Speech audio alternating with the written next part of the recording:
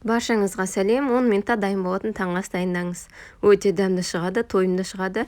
Кеттік, бастайық. Алдымен каналыма тіркеліп, лайк басуды ұмытпаңыздар. Бізге керекті нан, желінбей қатты болып қалған нанды алсаңыз да болады. Ақ нан, қара нан, менде осындай қара нан.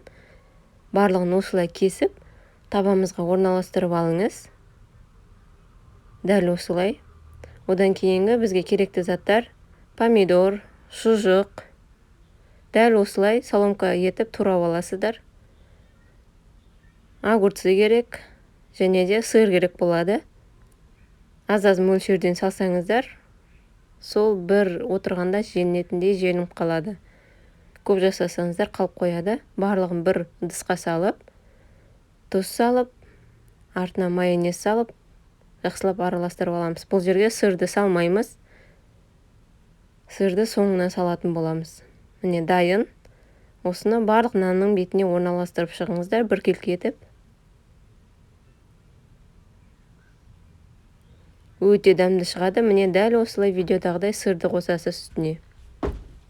Каналымда басқа да рецепттер бар. Тіркеліп, лайк басып кетуді ұмытпаңыздар. Осылай дайын. Тек духовкаға 5-10 минутқа салып алсаңыз болды.